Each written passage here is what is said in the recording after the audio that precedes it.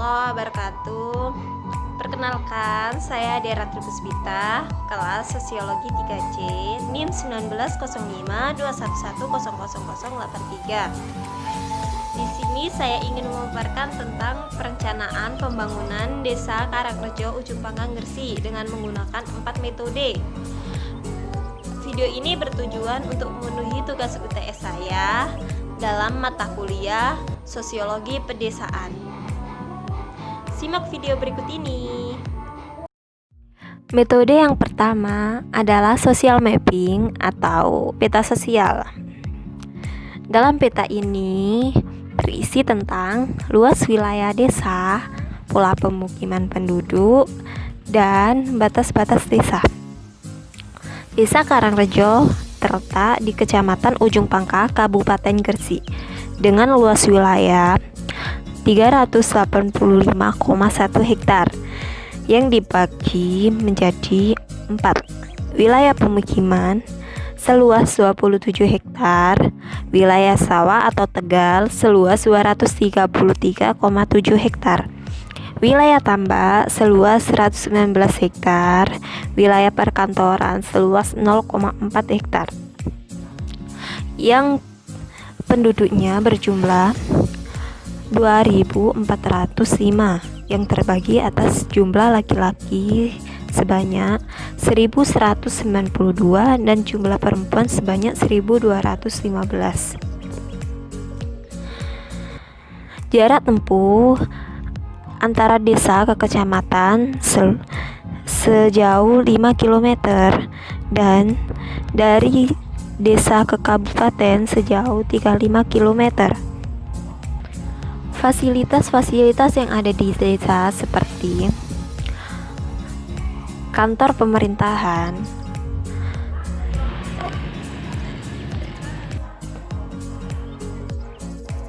sekolah.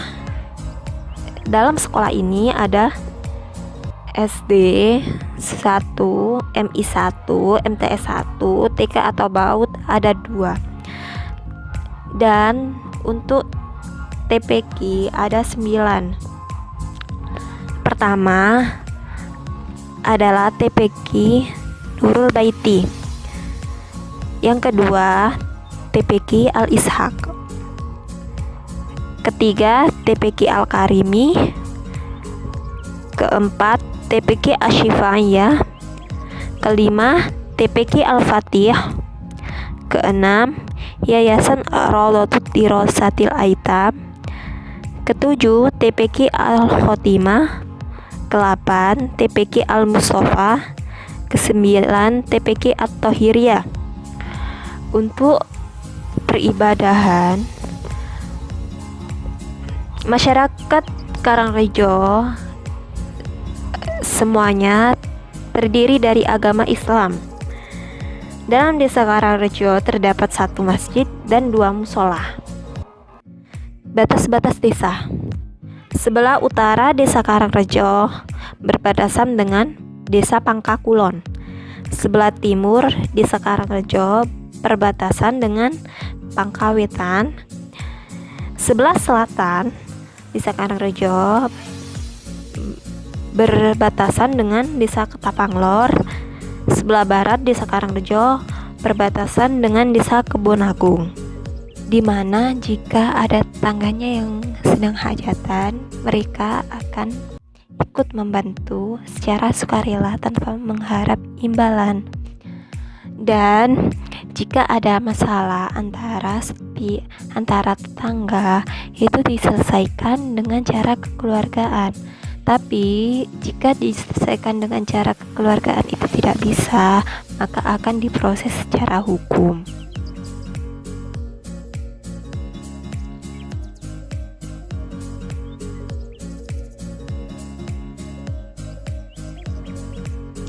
Metode yang kedua digunakan adalah diagram Venn, di mana diagram Venn ini untuk menentukan skala prioritas. Saya membuat diagram Venn ini untuk mengetahui permasalahan pokok perekonomian warga desa. Yang pertama ada hama tikus. Hama tikus ini menjadi permasalahan pokok warga desa. Kenapa? Karena hama tikus ini menyerang perekonomian warga desa. Sedangkan warga desa sebagian besar adalah petani. Maka hama tikus ini menjadi prioritas untuk diatasi agar tidak berdampak pada kegagalan panen warga. Yang kedua ada kelangkaan pupuk. Kelangkaan pupuk ini sangat berdampak sekali pada petani-petani miskin, di mana mereka tidak bisa membeli pupuk karena harga pupuk yang melonjak naik karena langka.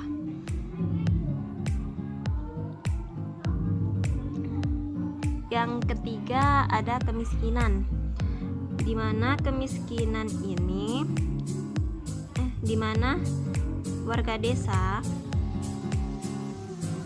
kebanyakan adalah miskin atau kekurangan. Cuma dalam kemiskinan ini tidak bisa orang yang kelihatannya miskin kemudian kita menganggapnya miskin. Harus ada penelitian lebih lanjut. Yang keempat adalah pengangguran. Kalau masalah pengangguran ini sangat sering terjadi, tapi tidak banyak warga desa yang benar-benar menganggur, karena jika mereka menganggur, mereka akan mempunyai usaha-usaha atau bekerja di pertanian. Untuk COVID-19 ini tidak seberapa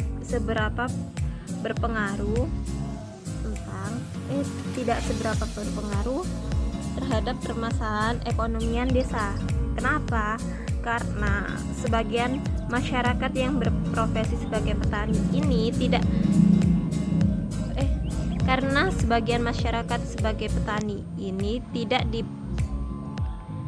tidak dipengaruhi oleh COVID. Mereka masih aktif bekerja dalam persawahan mereka. Yang keenam bencana alam. Kenapa bencana alam ini berada di luar?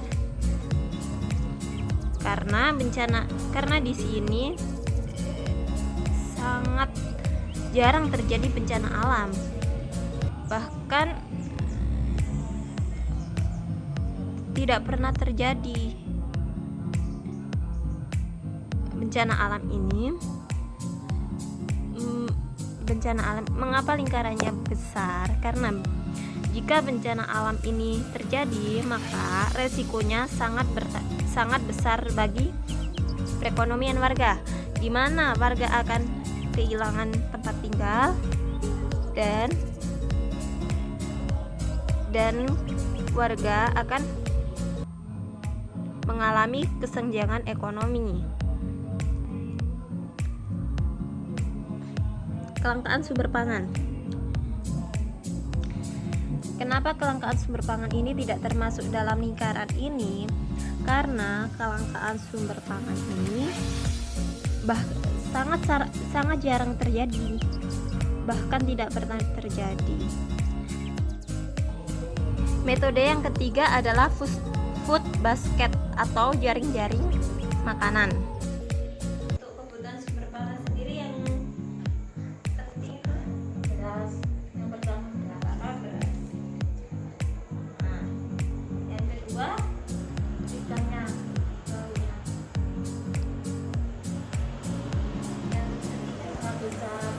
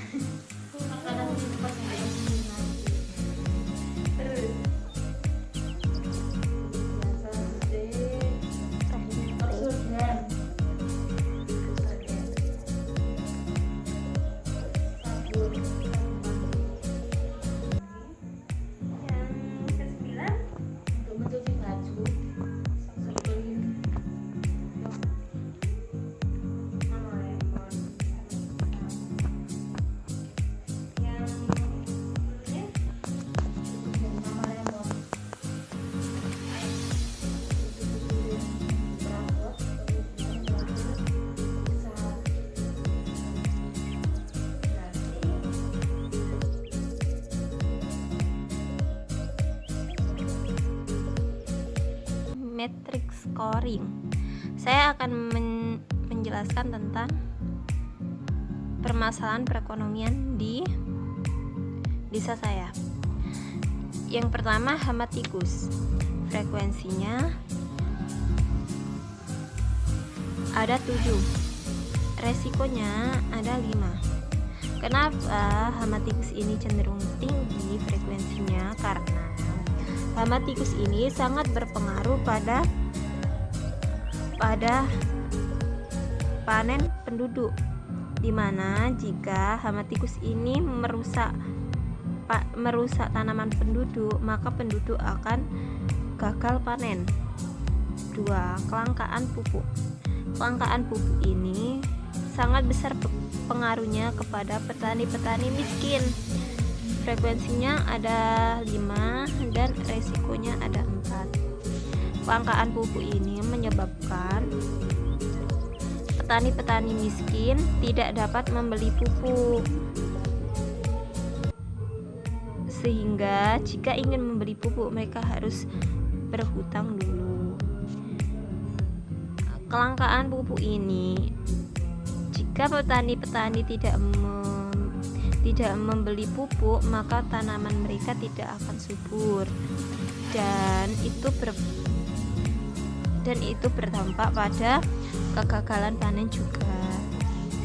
Yang ketiga, pengangguran. Pengangguran frekuensinya ada 3, resikonya ada 2, dimana pengangguran ini jarang sekali terjadi di daerah sini. Banyak sih pengangguran, cuma jika ada yang di sini kan petani, jika ada yang menganggur, tidak bekerja di pabrik atau gimana, mereka akan beralih ke pertanian dan mengelola pertanian tersebut. Yang keempat adalah COVID-19. Frekuensinya 3, resikonya 2. Mengapa frekuensinya cuma 3? Karena adanya COVID-19 ini tidak seberapa pengaruh terhadap perekonomian warga desa. Kenapa tidak berpengaruh? Karena warga desa yang sebagian besar penduduknya adalah petani, meskipun COVID-19 ini terjadi, perekonomian tidak akan turun. Perekonomian jarang turun,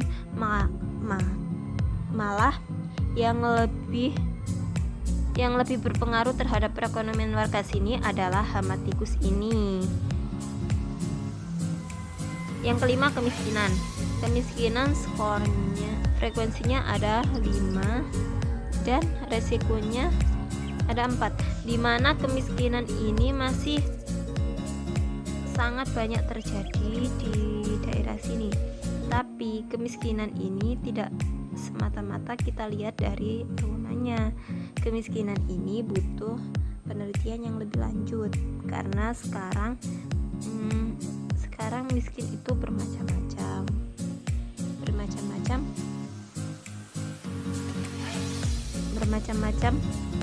tingkatnya.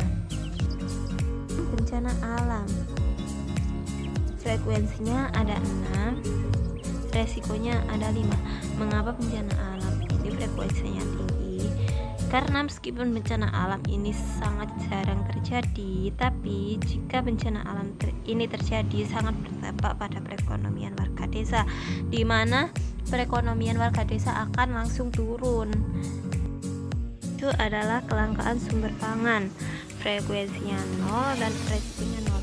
Mengapa frekuensinya 0? Karena di desa ini tidak pernah terjadi kelangkaan sumber pangan, karena sebagian besar warga desa ini adalah petani yang menyediakan pangan bagi keluarganya yang mengelola sawah untuk memenuhi kebutuhan pangan mereka.